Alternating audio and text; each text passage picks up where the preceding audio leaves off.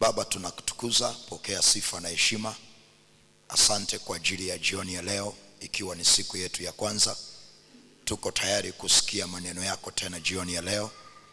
Nijalie mtoto wako na mtumishi wako kusema maneno yako katika hekima na ufahamu na maarifa yatokayo kwako.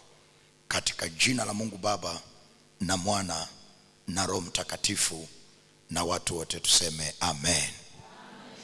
Chukua kalamu na daftari, na somo tulilonalo ni somo zuri ambalo unahitaji kufuatilia kwa wiki yote hii. Lina kichwa kinachosema ndani ya bonde lako kuna kisima. Ndani ya bonde lako kuna kisima. Ndani ya bonde lako. Niongezee midi kidogo ya mic, midi ya microphone. Ndani ya bonde lako kuna kisima. Na tunaongozwa na kile kitabu kile cha Mwanzo sura ile ya 26. Mwanzo 26 na ule mstari wa 12 mpaka wa 19. Mwanzo sura ya 26 na ule mstari wa 12 mpaka wa 19. Anasema hivi: Isaka akapanda mbegu katika nchi ile, akapata mwaka ule vipimo 100 kwa kimoja. Bwana akambariki, na mtu huyu akawa mkuu, akazidi kustawi, hata akawa mkuu sana. Akawa na mali ya kondoo na mali ya ng'ombe na watumwa wengi. Hao Wafilisti wakamhusudu, manake wakamuonea wivu. Na vile visima vyote walivyochimba watumwa wa baba yake siku za Ibrahim babaye, Wafilisti walikuwa wamevifukia, wakavijaza kifusi. Abimeleki akamwambia Isaka, utoke kwetu, maana wewe una nguvu sana kuliko sisi. Basi Isaka akatoka huko, akapiga kambi katika bonde la Gerari, akakaa huko. Basi Isaka akatoka huko, akapiga kambi katika bonde la Gerari, akakaa huko. Isaka akarudi, akavichimbua vile visima vya maji walivyochimba siku za Ibrahim babaye, maana wale Wafilisti walikuwa wamevifukia baada ya kufa kwake Ibrahim, na yakaviita majina kufuata majina aliyoviita babaye. Watumwa wa Isaka wakachimba katika lile bonde. Watumwa wa Isaka wakachimba katika lile bonde, wakapata kisima cha maji yanayobubujika. Watumwa wa Isaka wakachimba katika lile bonde, wakapata kisima cha maji yanayobubujika. Andika tena Zaburi ya 23. Zaburi ya 23 na ule mstari wa 1 mpaka wa 6, lakini mkazo wetu ni ule mstari wa 4. Zaburi ya 23 mstari wa 1 mpaka wa 6 anasema, Bwana ndiye mchungaji wangu, sitapungukiwa na kitu. Katika marisho ya majani mabichi unilaza, kando ya maji ya utulivu uniongoza. Huniuisha nafsi yangu na kuniongoza katika njia za haki kwa ajili ya jina lake. Naam, nijapopita katika bonde la uvuli wa mauti, sitaogopa mabaya. Naam, nijapopita katika bonde la uvuli wa mauti, sitaogopa mabaya, kwa maana wewe uko pamoja nami. Gongo lako na fimbo yako vyanifariji. Waandaa meza mbele yangu machoni pa watesi wangu. Umenipaka mafuta kichwani pangu, na kikombe changu kinafurika. Hakika wema na fadhili zitanifuata siku zote za maisha yangu, nami nitakaa nyumbani mwa Bwana milele.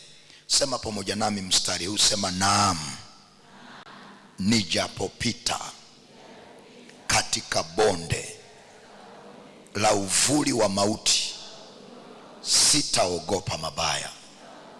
Sema tena, naam, nijapopita katika bonde la uvuli wa mauti, sitaogopa mabaya.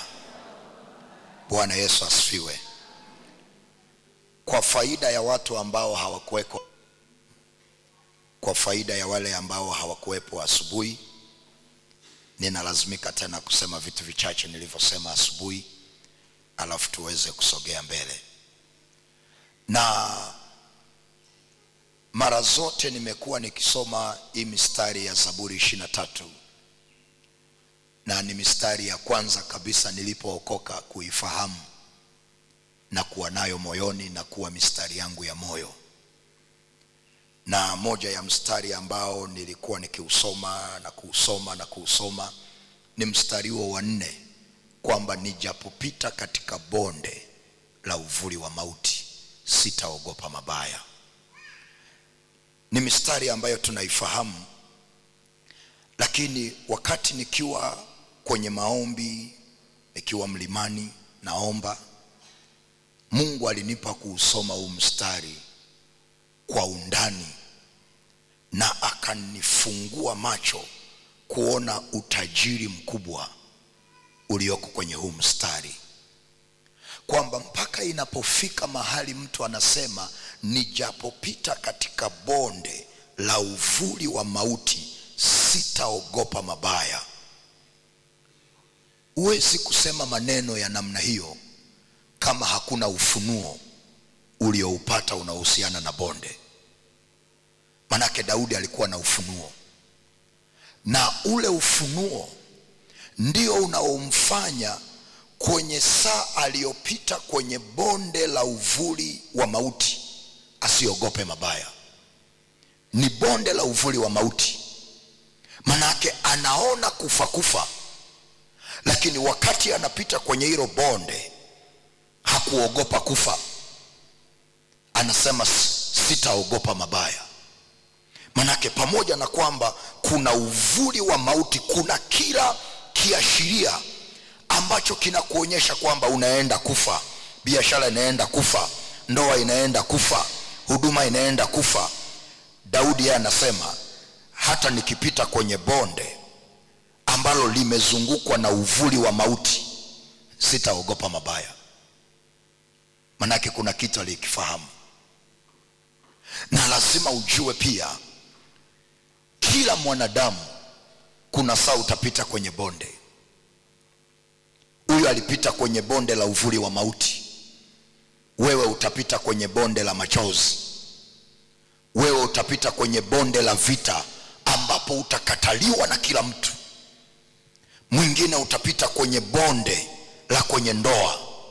Wale mliooa na kuolewa mnaelewa, si kila siku ndoa utakuwa na kicheko. Hata wale ambao unaona wanapendana, wanatembea wameshikana mikono, si kila siku wanacheka. Kuna siku wanavurugana, wanaambiana maneno mabaya, na kuna siku utakuta wanacheka kama vile jana hawakugombana. Kwa hiyo kwenye maisha Daudi anasema nijapopita, hasemi nijapokaa. Kwa hiyo whether you like or not, kwenye safari yako ya kimaisha kuna wakati utapita bondeni.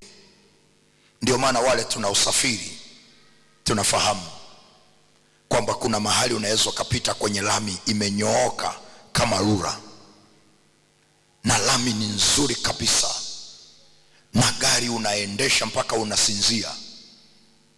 mpaka unasinzia na unaweza ukanena kwa lugha.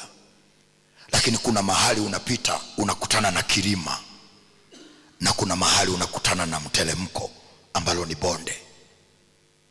Alafu kimaliza bonde unakutana tena na tambalale. Manake maisha ndivyo yalivyo. Na Daudi anasema nijapopita, hasemi nijapokaa. Kwa kwenye bonde lolote lile unalolipitia, sio mahali unakaa, ni mahali unapita.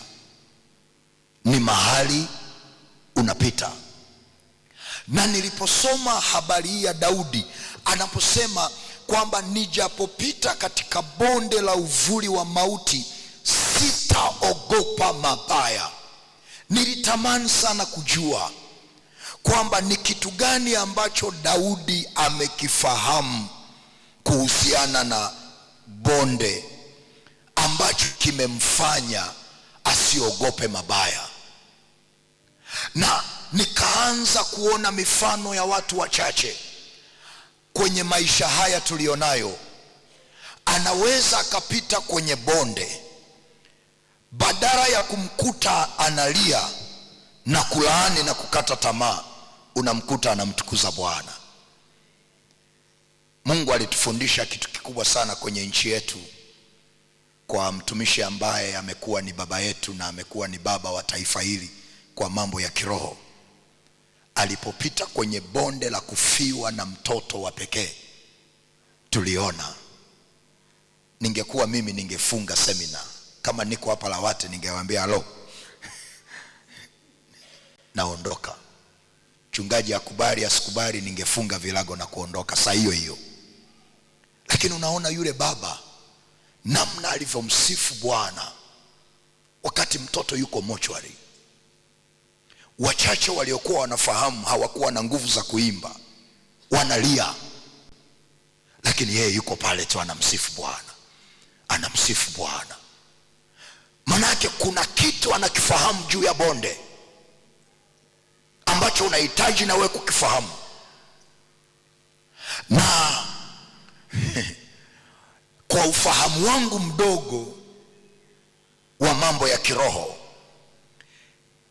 ningekutana na mtumishi amekutana na scenario namna hiyo alafu akanifuata, ningemwambia hii ni mizimu ya ukoo, inapingana na kazi ya Mungu.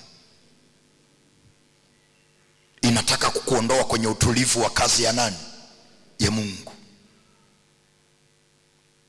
Na maandiko yanasema mtaijua kweli, nayo kweli itawaweka huru. Mpaka Daudi anasema maneno ya namna hii kwamba nijapopita katika bonde la uvuli wa mauti, sitaogopa mabaya. Sitaogopa. Manake kuna kitu alikifahamu ambacho kinampa ujasiri wa kusema maneno haya. Na nikatamani sana Mungu nifundishe, natamani kuelewa. Na ndio Mungu akanipa habari ya Isaka. Sema Isaka. Sema kwa sauti kubwa Isaka. Niliposoma historia ya Isaka ndio nikasema kumbe hii ndio siri ambayo Daudi anasema hata nikipita kwenye bonde la uvuli wa mauti sitaogopa mabaya. Nikanena kwa lugha nikasema rabo shandere basaya. Haleluya. Na mimi nataka unisikilize kidogo nikueleze habari ya Isaka alafu tusogee mbele. Watu wote tunafahamu kwamba kulipotokea shida ya njaa, ukisoma ule mstari wa kwanza kwenye Mwanzo 26, wanaanza kueleza kipindi cha njaa ambacho kilikuwepo juu ya nchi. Ikawa njaa katika nchi hiyo, mbali na njaa ile ya kwanza iliyokuwa siku za Ibrahimu. Isaka kamwendea Abimeleki mfalme wa Wafilisti huko Gerari. Na ukiendelea kusoma pale, Bwana akamtokea Isaka, anamwambia Isaka, usiondoke kwenye nchi hii kwa sababu ya njaa.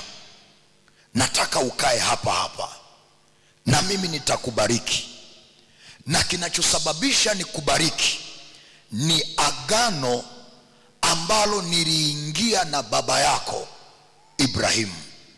Nina agano na baba yako Ibrahimu ambalo linalifanya hata katikati ya njaa na lazimika kukusaidia, sio kwa sababu ya matendo yako ni mazuri, sio kwa sababu wewe umeokoka, sio kwa sababu wewe unanijua, no, ila ni kwa sababu ya agano nililofunga na baba yako mzee Ibrahim. Na ukisoma kwenye hii Mwanzo 26, wakati Mungu anamtokea Isaka na kusema naye, Isaka alikuwa hata mjui Mungu, kwa sababu baadaye kwenye Mwanzo 26 mwishoni, baada ya Mungu kumsaidia na Mungu kumtetea, ndio Isaka anajenga madhabahu. Maana yake anajenga uhusiano wake binafsi na Mungu, na anaanza kuwasiliana na Mungu binafsi bila kutumia uhusiano wa baba yake Ibrahim na Mungu.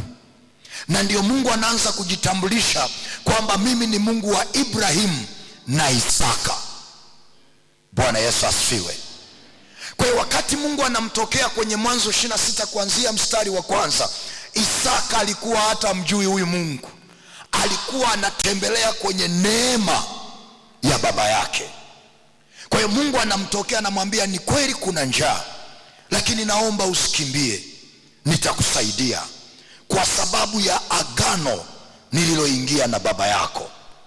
Na baada ya Isaka kusemeshwa hayo maneno, maandiko yanasema katikati ya ukame na njaa, Isaka akakaa kwenye ile nchi na akaanza kutafuta mashamba, na Isaka akaingia kulima.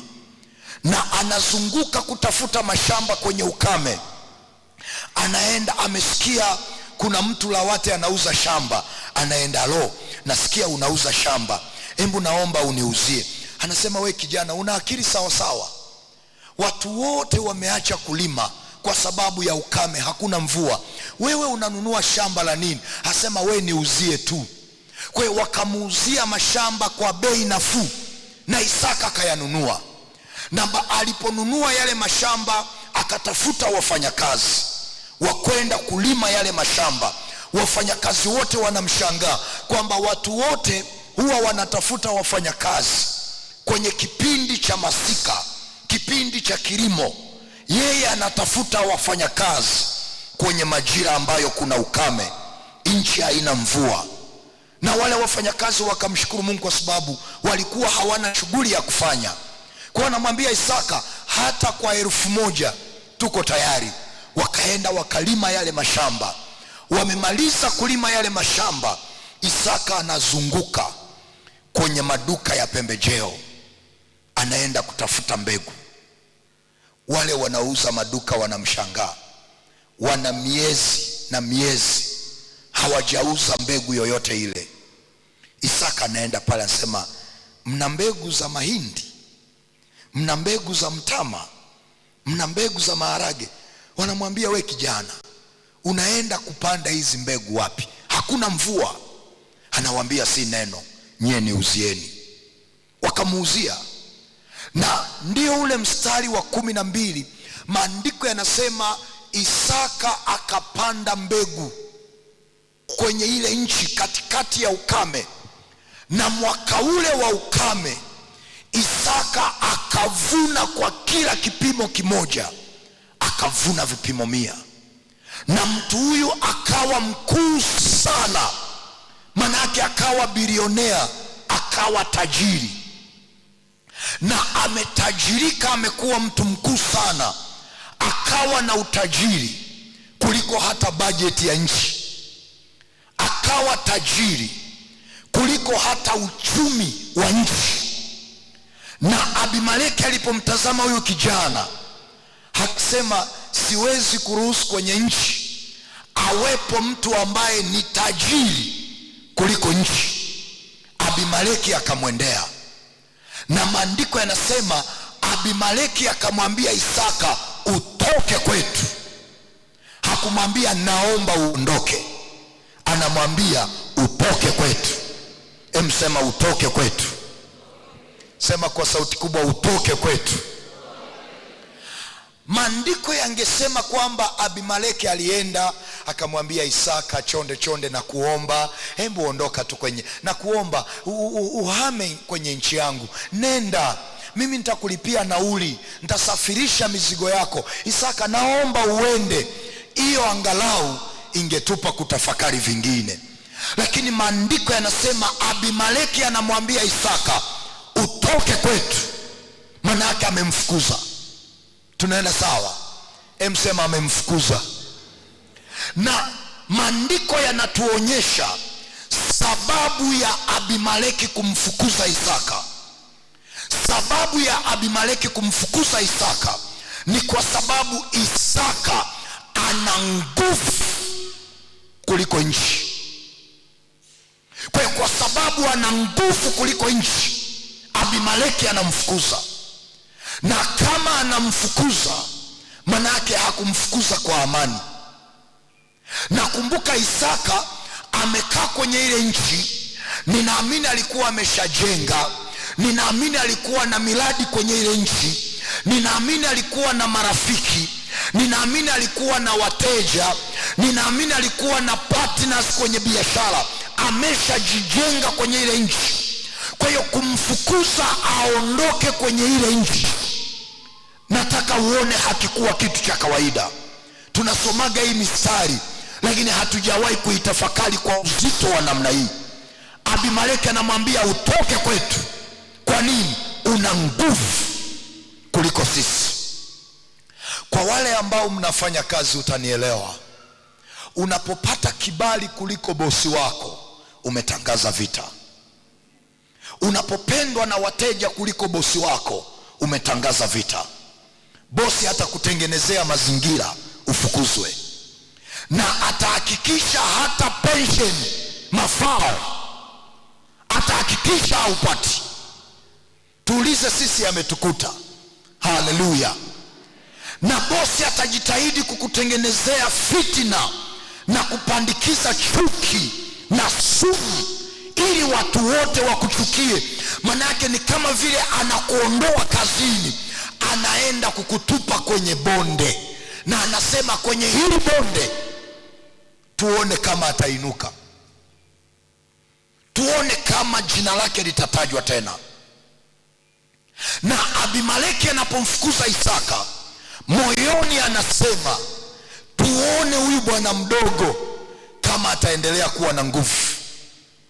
Na lazima ujue kwamba kama Isaka alikuwa na nguvu kuliko nchi, lazima ujue kwenye benki alikuwa na akaunti, na akaunti zake zilikuwa vizuri. Kwa sababu ili tujue una nguvu kuliko sisi, lazima tuchungulie kwenye savings zako, kwenye akaunti zako za benki. Kwa Abimeleki alipochunguza kwenye benki akaunti ya Isaka, akaunti imenona, akaunti inanena kwa lugha. Ninaamini Abimeleki alisema kamata hizi akaunti za Isaka. Kwa bwana mdogo aliondoka bila hata shilingi 10. Ameondoka hata bila 100. Ni mtu alikuwa ameshajijenga, yuko juu kimaisha, ameshafanikiwa, ameshastawi, ameanzia kwenye zero, amelima mashamba, amepanda mashamba, na akavuna kwa kipimo kimoja, vipimo 100, akawa mtu mkuu sana. Na kama kulikuwa na ukame, manake kulikuwa na njaa, lazima ujue Isaka alikuwa anafanya biashara ya kuuza chakula. Alikuwa anauza chakula, anawauzia watu ili wasife na njaa. Na ndio maana baada ya kuvuna yale mavuno aliyoyavuna, hakukaa nayo nyumbani ili yale. Maandiko yanaposema akawa mkuu sana, maana yake alifanya biashara ya kuuza nafaka, biashara ya kuuza mazao, na akatengeneza income, akatengeneza kipato, akawa tajiri, akawa mtu mkuu sana. Kwa Abimeleki anapomfukuza kwamba toka kwetu, anashika akaunti zake. Kama Isaka alikuwa na magari yanakamatwa. Kama Isaka alikuwa na maduka, magala yote, makontena yote yakashikiliwa na Abimeleki. Kama Isaka alikuwa na nyumba nyumba zote Abimeleki akazishikilia. Nenda kasome kwenye historia, Google kwenye mtandao. Inapotokea nchi inakufukuza, huondoki na chochote, unaondoka kama ulivyoingia. Ndio maana unapoona mwekezaji labda wa nje amezingua, wanasema kamata pasipoti yake, kamata na magari yake, kamata na biashara zake, kila kitu wanakamata. Na kwa Isaka ile nchi haikuwa nchi yake, ni mahali ameenda. Na baada ya kuwa mkuu sana, Abimeleki anasema ondoka kwetu, kwa sababu una nguvu kuliko sisi. Nimewahi kukutana na baba mmoja, alikuwa anafanya kazi kwenye kampuni fulani hivi ambayo ilikuwa inadili na watu moja kwa moja, kwa mnahudumia watu. Sasa huyu baba yeye alikuwa na lugha nzuri kwa wateja. Yani mteja akipeleka issue kwa huyu mwanaume, yani huyu baba anaivaa, anaichukua kama ya kwake, anahakikisha amesimama na wewe mpaka amesolve jambo lako. Kwa hiyo kwenye ile kampuni watu wote wakanisema, ukienda kwenye ile ofisi mtafute fulani, ukienda kwenye ile ofisi mtafute fulani. Sasa sifa za huyu baba zikaanza kuenea pale kazini. Bosi akasikia, na bosi akajisikia vibaya kwamba kwa nini mfanyakazi anayekaa kwenye dawati, kwa nini ndiye asifiwe kuliko mimi? Bosi akamtengenezea mazengwe. Huyu baba akafukuzwa. Amefukuzwa. Alikuwa na nyumba ya ofisi akanyang'anywa, alikuwa na gari la ofisi akanyang'anywa. Na huyu bosi hakuishia hapo, akamtengenezea kesi. Huyu baba akaenda kushtakiwa, akaunti yake ikakamatwa, akabaki hana hata 100. Na huyu bosi akanasema nitamkomesha, nitamuonyesha. Na kuna watu kwenye maisha wanasema kwamba acha wakunyooshe, hawajajua kwamba kwenye bonde kuna kisima cha maji yanayobubujika. Ngempigia Yesu makofi mazuri.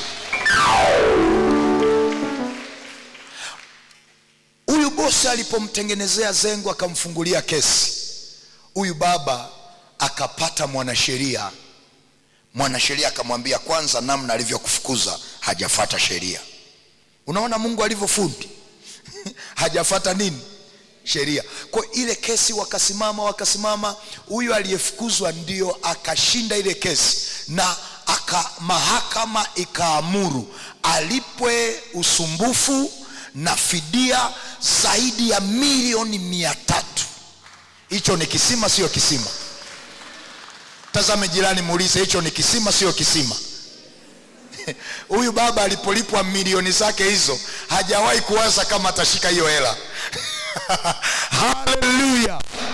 Akasema siajiriwi tena, na yeye akafungua kampuni kwa kile kisima.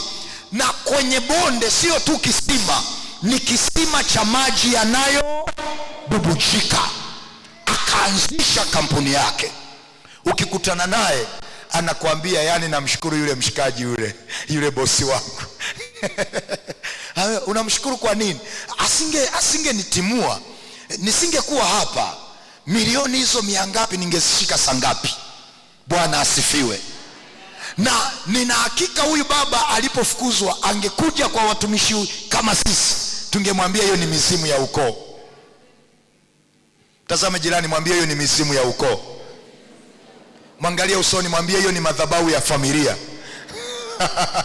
Haleluya. Na mimi naamini wiki utanielewa, na wewe utajisemea kwamba nijapopita katika bonde la uvuli wa mauti sitaogopa mabaya. Wako wapo wanaosema sitaogopa mabaya? Sema kwa sauti, sitaogopa mabaya. Haleluya, haleluya. Pigie Bwana makofi mazuri na vigelegele. Ndio maana akina Meshaki, Shadraka na Abednego walipotupwa kwenye moto, wale jamaa hawakulia, wanapiga zao mapambio. Wako wapo wanaonielewa jioni ya leo? Sema amina kama unanielewa.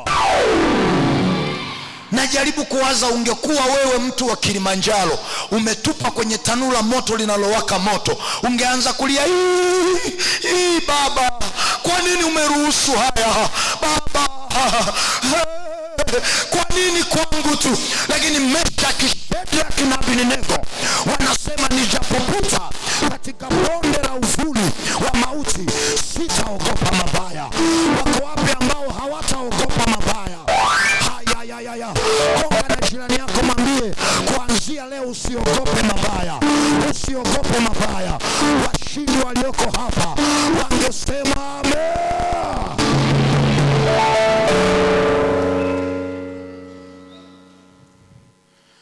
Danieli ametupwa kwenye tundu la simba. Haleluya. Alipofika kule, anaanza kumshika shaluvu mandevu za simba. Anambia, mna ndevu nzuri. Wow. Yani nashukuru kwa kuwaona physically. Wale simba asema, mtumishi, umefika na huku, hebu tuombe na sisi. Haleluya. Na mfalme anakuja asubuhi, anajua Daniel amekufa, anasema, Daniel anasema, jana na leo. Manake kwenye bonde la uvuli wa mauti, Bwana amenifanyia kisima cha maji. Na wewe Bwana akupe kisima cha maji. Nasema na wewe Bwana akupe kisima cha maji. Wako wapo wanaopokea jioni ya leo? Hautaogopa mabaya tena.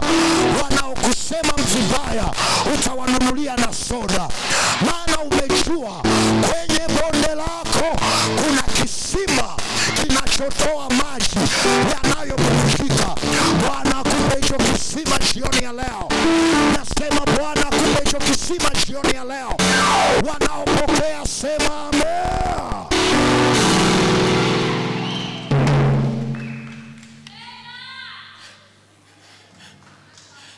Nikiwa Sanya Juu nilitoa ushuhuda wa kijana aliyekuwa anasoma na ana akili darasani, lakini akafiwa na wazazi wake wote na akasimamishwa masomo, akaanza kukata mkaa. Na yule kijana ana akili, lakini wakumsomesha wamekufa. Akaanza kukata mkaa. Siku moja anaenda kununua kitu kidogo dukani, anaingia barabarani, akagongwa na gari, na familia ya Mr. and Mrs. wote walikuwa kwenye gari.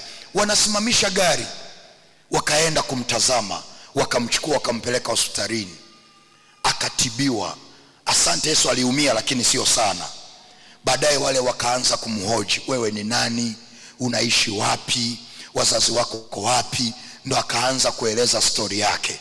Ambia, mimi nilikuwa nasoma na nilikuwa na akili darasani, lakini wazazi wangu walikufa, na walipokufa ndo nikawa nimesimamishwa masomo, nilikosa wa kunilipia ada, na wazazi wake pia walikufa kwa ajali. Kwa ni rahisi akija kwa watumishi sisi wa leo kumwambia, unaona huo mwendelezo, wazazi walikufa na ajali na wewe umepata ajali. Asante Yesu, hujafa. Usipokemea hii mizimu ya ukoo, ajali nyingine itakuua.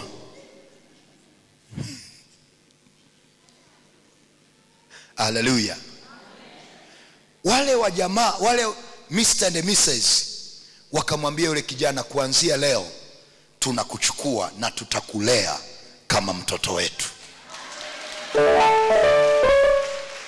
Na mtonyo ulikuwepo. Watoto wao walikuwa wanasoma nje ya nchi, Marekani, wapi, Canada, na huyu dogo huyu akaenda kusoma, wakampeleka Marekani kwenda kusoma. Wakati yuko kwenye ndege, anamshukuru Bwana kwa ajili ya ile ajali ile.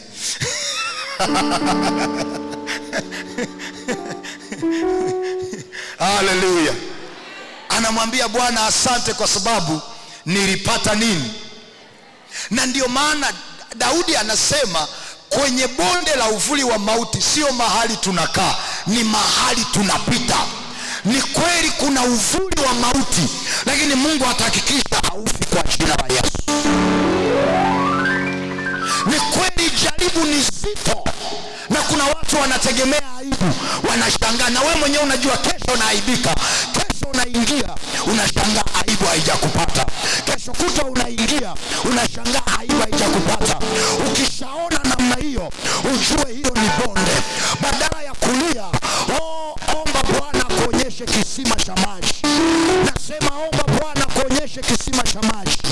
Washindi wanaopokea wangesema amina. Sema amina kwa makofi na vigelegele. Gonga na jirani yako, mwambie kuna kisima cha maji. Mtu wa kibodi tutapiga baadaye. Sema kuna kisima cha maji. Gonga na jirani, mwambie kuna kisima cha maji. Gonga na jirani, mwambie kuna kisima cha maji. Mwambie wiki Bwana akupe kisima chako cha maji. Washindi wanaopokea wangesema amina. Kwenye bonde lako kuna kisima. Nasema kwenye bonde lako kuna kisima. Nasema kwenye bonde lako kuna kisima.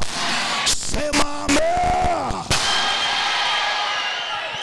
Maandiko yanasema hivi, baada ya Abimeleki kumfukuza Isaka, kumbuka sababu ya kumfukuza ni kwa sababu ana nguvu. Kwa hiyo lengo la kumfukuza ni kama vile anatamani Isaka ashuke, anatamani Isaka apotee, anatamani Isaka afe. Na Isaka akatupwa kwenye bonde. Alipofika pale kwenye bonde, hakuanza kulalamika, jamani Abimeleki, jamani Abimeleki. Hakuwa kama wewe. Wewe mpaka leo bosi wako umembeba. Huyu bosi anajua nilivyojituma, anajua nilivyojinyima, anajua. No, Isaka hakumbeba Abimeleki. Alipofika kwenye lile bonde, alianza kunena kwa lugha. Rema kozakata, lendo zikatayaba, mazo katereba. Akiwa naomba, macho yake yakafunguka, ya kwamba kwenye bonde ulilotupwa kuna kisima cha maji yanayobubujika. Wako hapo wanaonielewa hapa? Hey. Kuna kisima cha maji yanayobubujika.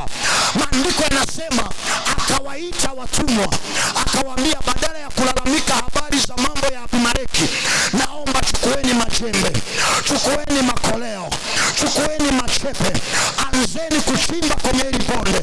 Maandiko yanasema wakapata kisima cha maji yanayobubujika.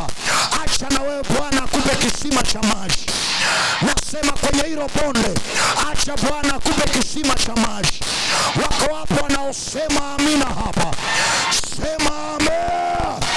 Gonga na watu wawili watatu, waambie Bwana akupe kisima cha maji. Kwenye hilo bonde kuna kisima. Mwambie kwenye hayo machozi kuna kisima. Kwenye hiyo hasara kuna kisima. Kwenye hiyo vita kuna kisima.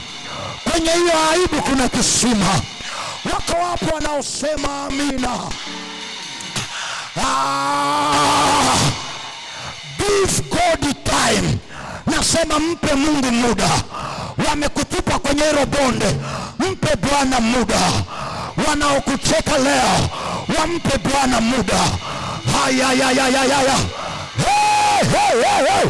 Nakwambia hicho kisima cha maji kitakufanya uinuke tena kimaisha. Kitakufanya jina lako litajwe tena. Wako hapo wanaonielewa? Kitafanya biashara yako iinuke tena.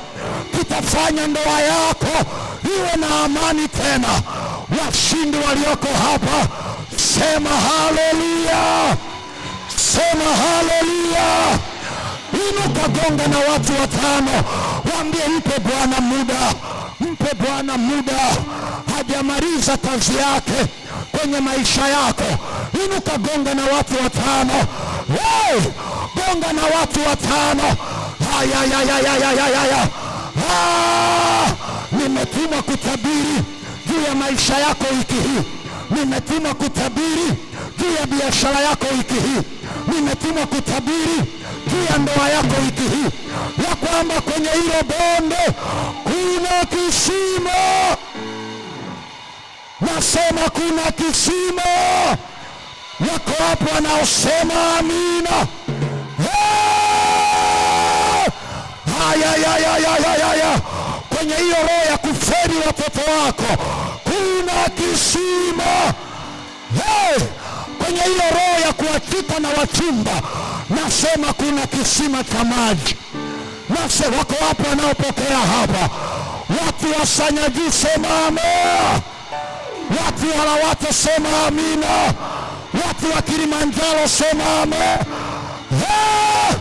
Wanaokuteka leo wasubiri bonde likitoa kisima. Wanaokuzalau leo wasubiri kisima chako kikitoa maji. Watakusalimia kwa heshima. Washindi wanaopokea hapa, piga makofi ya kueleweka. Sema haleluya. Mando zakatere bashanda rimandera bashaya rema kandara basaya. Ndio maana jana tulikuwa tukikutana na mabaya tunalia, lakini leo tunacheka.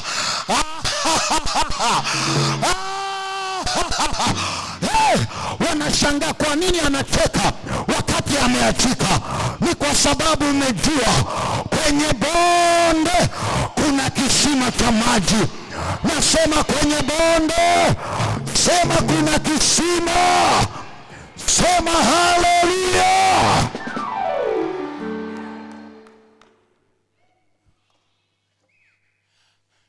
Hakikisha kwenye maisha yako adui yako hafurahi. Usimpe credit adui yako. Usimpe credit mtesi wako. Usimpe credit anayekuchukia. Hata kama mambo yote ni mabaya, wewe muonyeshe kwamba hata alipokuacha maisha yako bado yanaendelea. Muonyeshe kwamba maisha yako hayawezi kusimama kwa sababu amekuacha. Yeye sio Mungu. Mungu akikuacha ndio maisha yako yanaweza yakapotea. Lakini as long as ni mwanadamu amekuacha, Bwana hajakuacha bado. Nasema Yesu hajakuacha bado. Sema amina kama unanielewa. Usikubali yule aliyekuacha, yule aliyekufukuza kwenye kazi ofisini, yule kijana aliyekukataa, usiruhusu afurahi kwamba alipokuacha maisha yako yameharibika. Alipokuacha umepotea. Hata kama una sababu ya kucheka, wewe jichekesha alafu jiselfie.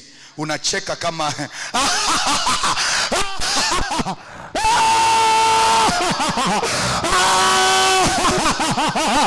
haleluya. Kuna kisima cha maji. Nasema pokea.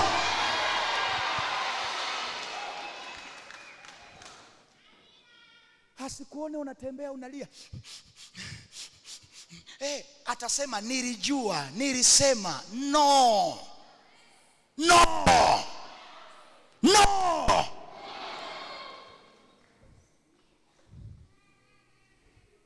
Mwanadamu anaweza akakuacha, lakini Mungu hajakuacha.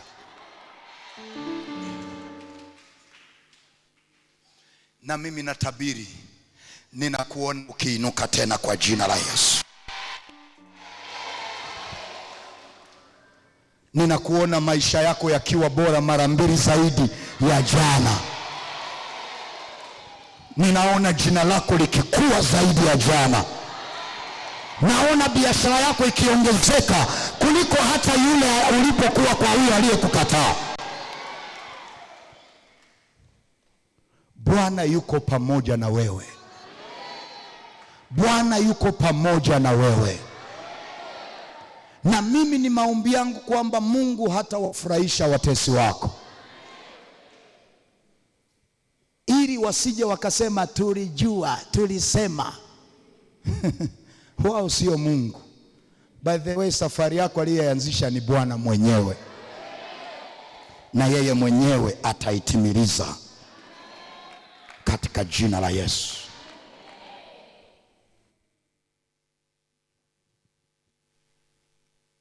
Nataka niseme jambo hili alafu tuendelee. Nimekuwa nikitoa mafundisho kwenye mtandao na maombi kwa njia ya mtandao.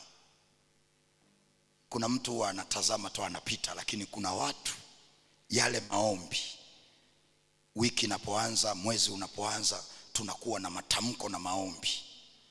Kuna watu wanayapita, lakini kuna watu wanajiconnect, wanajiungamanisha.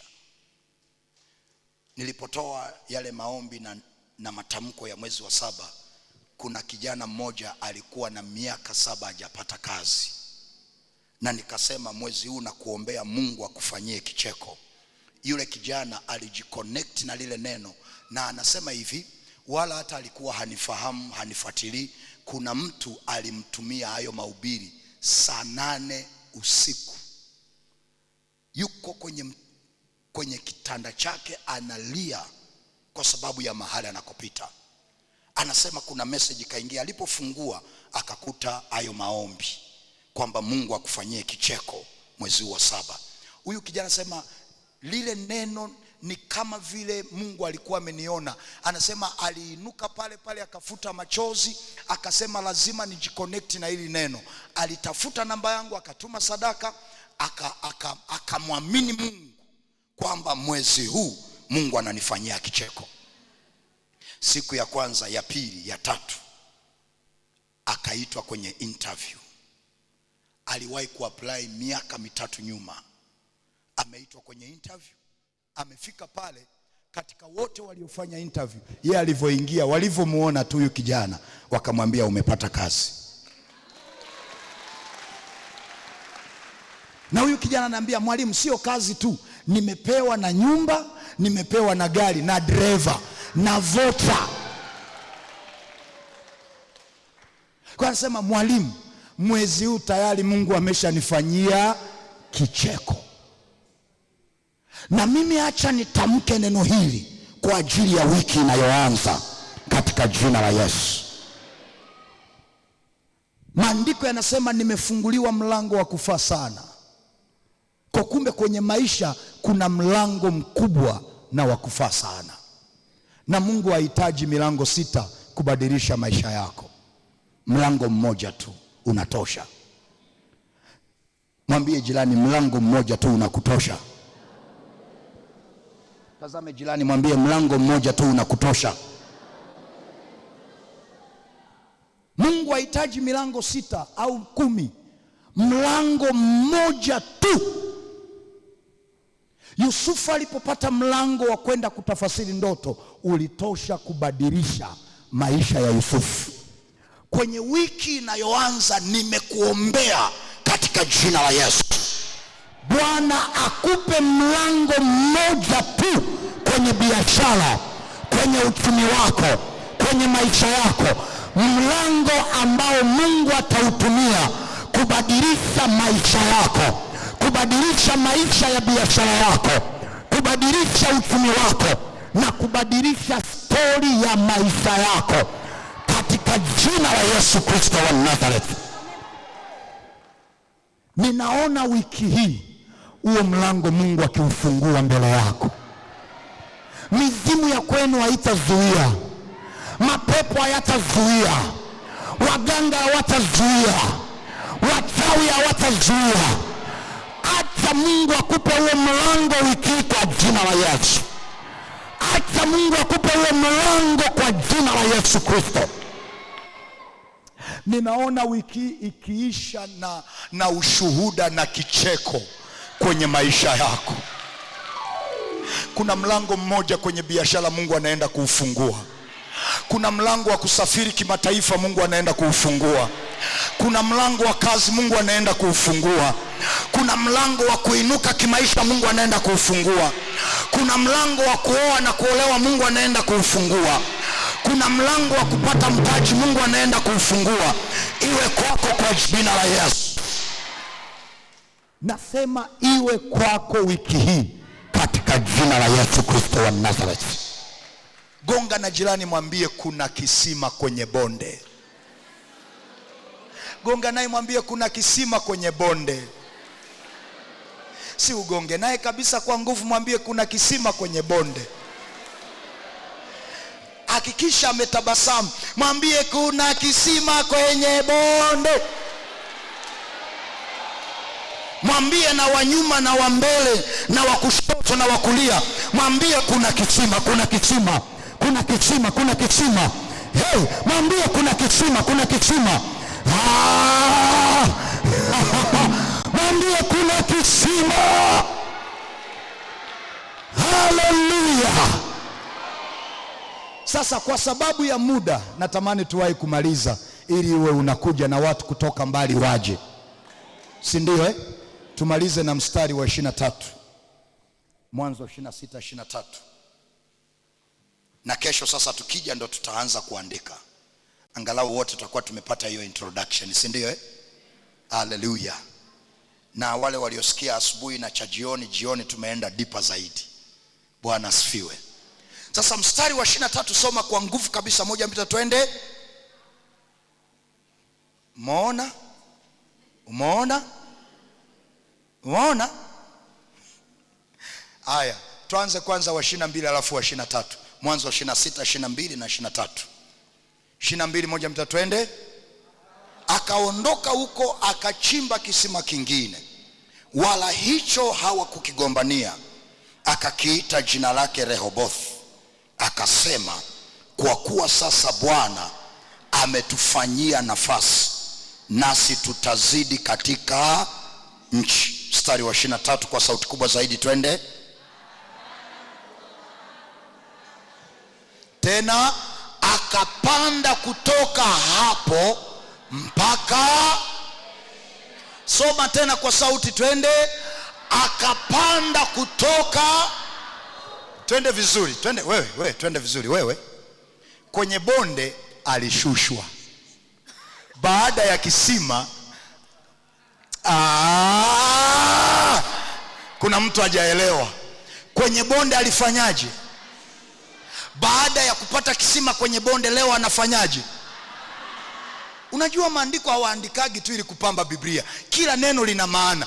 Kwenye bonde unashushwa, lakini ili utoke kwenye bonde lazima ufanyaje? Upande. Haleluya. Sasa sema huo mstari wa 23 kwa imani. Moja mbili twende. Akapanda kutoka hapo. Hapo wapi? Kwenye bonde mpaka. Si Bwana akupeleke Berisheba yako kwa jina la Yesu. Si Bwana akupeleke Berisheba ya biashara yako. Wako hapa na sema amina hapa. Bwana akupeleke Berisheba yako. Sema amen. Nyosha mikono miwili juu. Sema Bwana Yesu. Sema kwa sauti Bwana Yesu. Jioni ya leo. Kuna mtu hajaelewa. Simama, nyosha mikono juu. Tataka tuombe kwa dakika 5 tu zinatosha, alafu tumalize.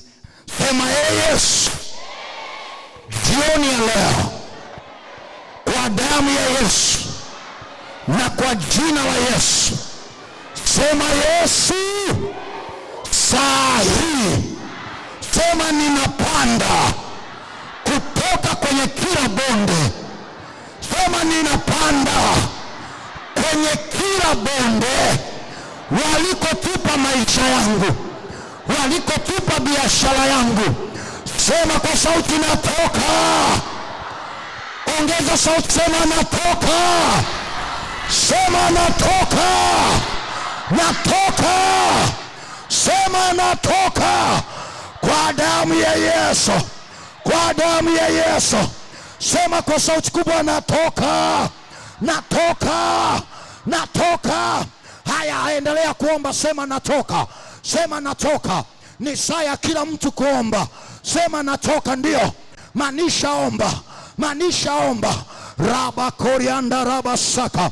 Raba korianda raba sira. Raba korianda raba shaka. Endelea kuomba, sema natoka. Sema natoka. Mungu akutoe kwenye bonde, akupeleke kwenye Berisheba yako kwa jina la Yesu Kristo na kwa damu ya Yesu Kristo. Sijaona wanaoelewa tunachoomba hapa. Nyosha mikono juu, nyosha mikono juu. Mtu wa Mungu, ikia tujaja kucheza hapa. Kuna mtu inabidi utoke kwenye bonde Mungu akupeleke Berisheba.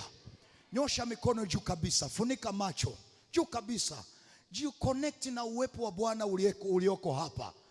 Usikodoe macho. Kama ni kuomba, omba manisha. Nyosha mikono juu. Yes. Nataka nihesabu mpaka 3. Ile 3 tutaita damu ya Yesu. Tutaita damu ya Yesu, na hiyo damu itakutetea na kukupandisha. Kwa nitahesabu mara ya kwanza, ya pili, ya 3, utaita damu ya Yesu, alafu endelea ita hiyo damu. Usimwangalia wa kushoto wala wa kulia. Nyosha mikono juu. Mara ya kwanza, jiandae. Yes. Mara ya pili, ndio. Mara ya 3, damu ya Yesu. Ita. Endelea ita hiyo damu. Endelea ita hiyo damu. Ita damu ya Yesu kwa nguvu, ndio. Yes. Ita damu ya Yesu.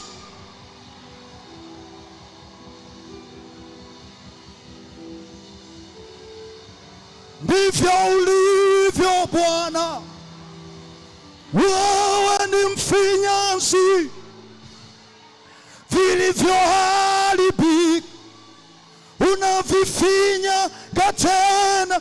Endelea tu ulivyokuwa unapiga. Endelea tu, ita damu ya Yesu. Ita damu ya Yesu. Endelea ita damu ya Yesu, ndio.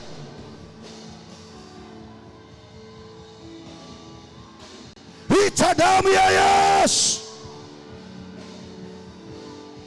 Mandereba shakorereba makotererebo sheke rekaya na manderereba. Nataka kuona kila mtu ukiomba unasikia kunena kwa lugha. Wewe omba, ndio.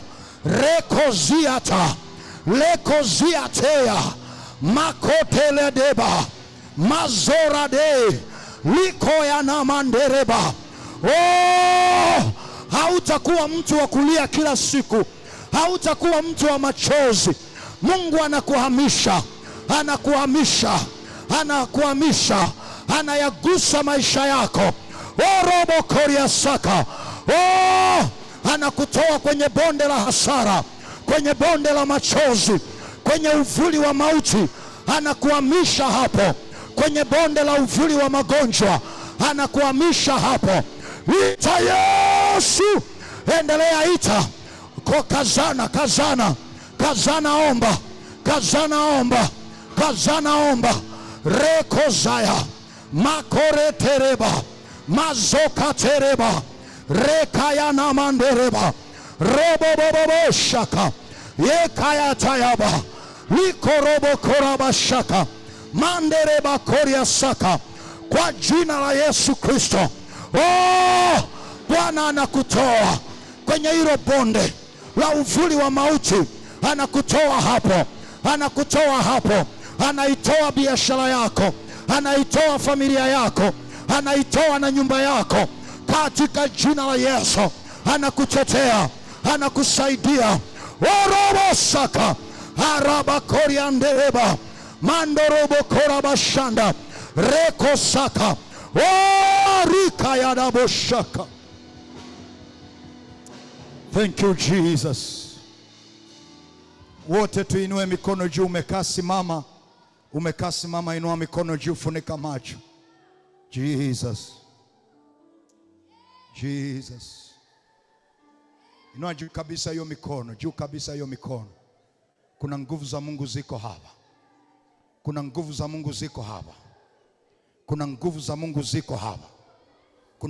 Mungu ziko hapa. Rabu shata. Bwana ni mchungaji wangu,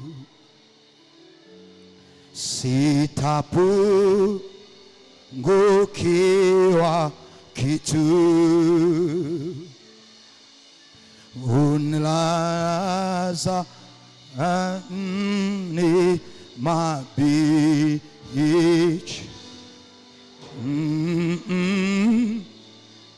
maji ya utulivu. Hakika wema nazo fadhili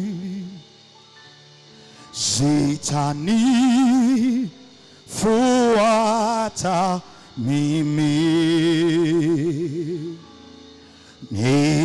Nitakaa nyumbani mwa Bwana siku zote za maisha yangu.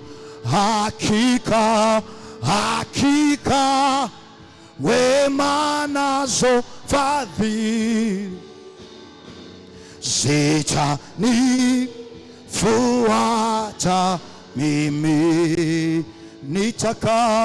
Nitakaa nyumbani mwa Bwana siku zote za maisha. Hakika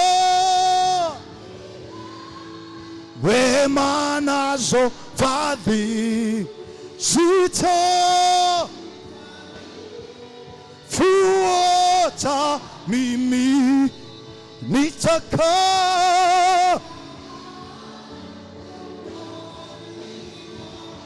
Inua mikono, mwambie kwa sauti, kiri hayo maneno. Hakika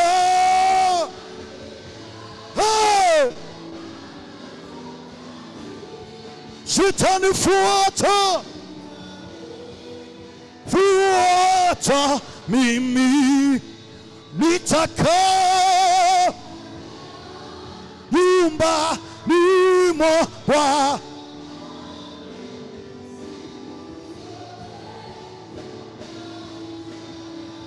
Wewe ni sababu ya maisha yetu, wewe ni sababu ya uzima wetu.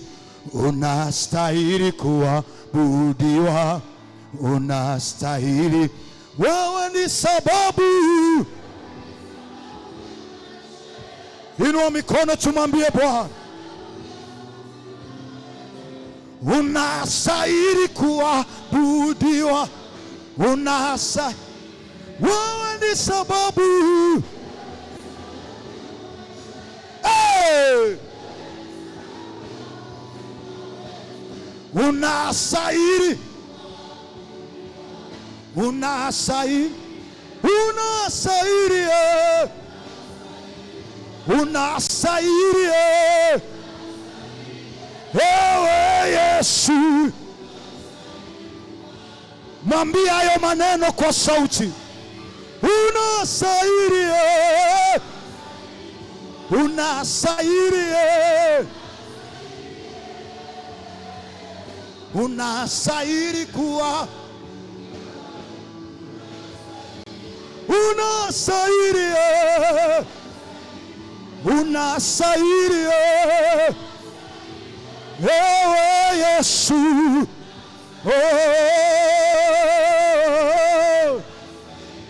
unastahili, unastahili. Ewe Yesu,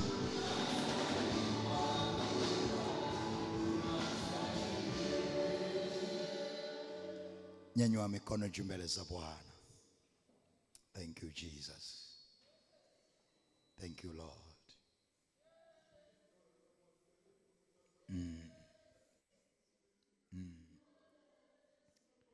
Naomba keyboard kwa chini kabisa, keyboard kwa chini kabisa.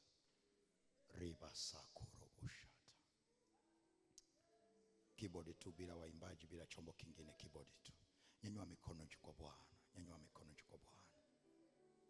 Reba kosa katereboshaka. Rimandara kasaya nabushi. Nyosha juu kabisa hiyo mikono. Ulisema naposhindwa nikuite. Mimi leo nakuita nisikie. usiende mbali nami, usiniache peke yangu, Mungu wangu unio. Kanisa pekee yetu kwa sauti. Ulisema naposhi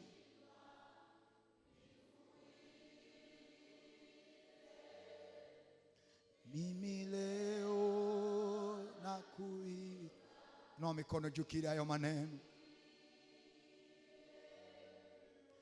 Usiende mbali nami, usiniache. Unaweza ukamwambia kwa sauti mara ya mwisho, uniongoze. Ulisema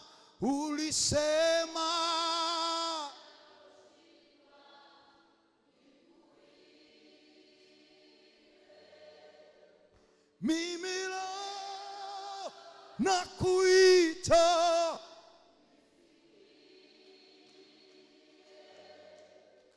usiende.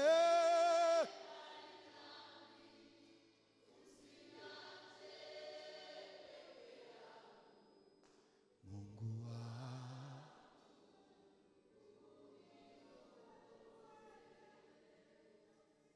ulisema naposhindwa nikuite, mimi leo nakuita, nisikie.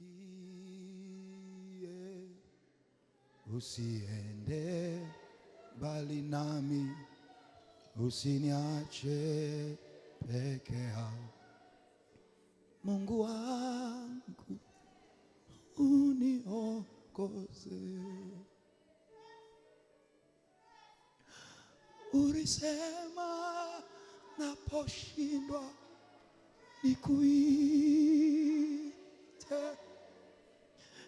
mimi leo nakuita, nisikie.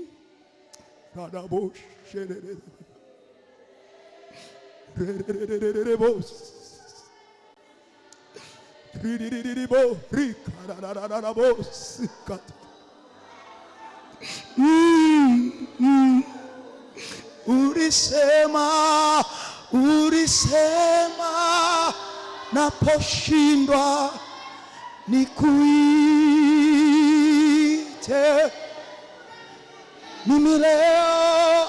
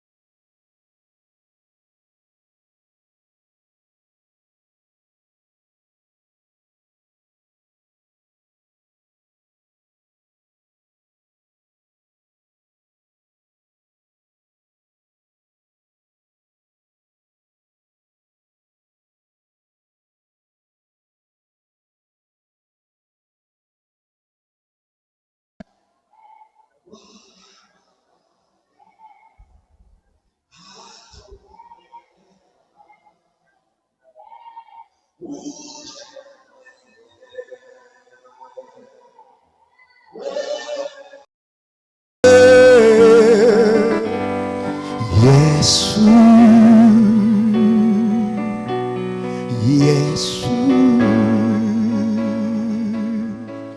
Kwenye hili usimtume mtu wala malaika, hatonielewa. Uje mwenyewe, wewe pekee, Yesu, Yesu. Inua mikono juu, sema Bwana Yesu. Nyosha mikono juu kabisa, sema Bwana Yesu, ninakushukuru. Sema kwa sauti, nakushukuru kwa sababu unaenda kunipa kisima cha maji yanayobubujika katikati ya bonde hili la machozi, katikati ya bonde hili la hasara. Baba, ninakushukuru. Baba, ninakushukuru katika jina la Yesu. Shika sadaka yako nzuri, shika sadaka yako nzuri, shika sadaka yako nzuri. Ni wewe mwenye uweza,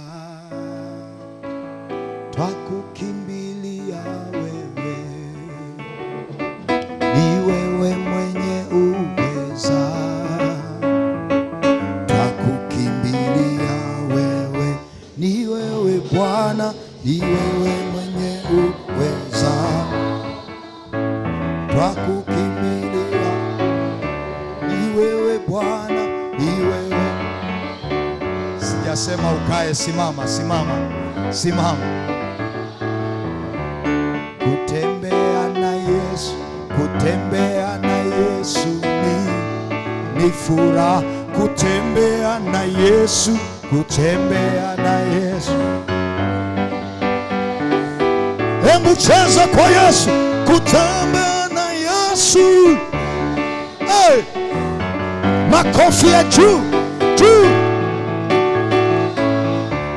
Makofi ya juu kwa Yesu. Ndiyo semina imeanza. Haleluya! Watu walawate, haleluya! Inua juu kabisa hiyo mikono. Wamama walio na vigelegele, weka hivyo vigelegele kwa Yesu. Kuna wamama waliokuja na vigelegele. Kuna wamama wanaweza kupiga vigelegele. Weka vigelegele. Kutembea na Yesu, kutembea na Yesu ni furaha. Kutembea na Yesu. Hebu tembea. Kutembea na Yesu, kutembea na Yesu, kutembea na Yesu ni furaha. Kutembea na Yesu. Hebu tembea. Hey! Vigelegele kwa Yesu. Ongeza tena makofi ya juu, juu, juu, juu. Tunaenda namna hii. 1, 2, 3, let's go.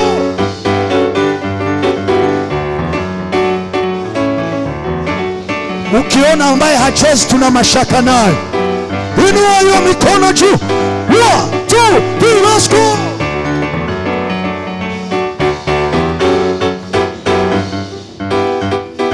Vigelegele. Hakika yangu ya kesho, nitakesha na wewe. Hakika yangu ya kesho, nitakesha na wewe. Hakika yangu ya kesho, hey, nitakesha na. Hakika yangu ya. Hey, hey. Tunamaliza na ale 1, 2, 3, let's go.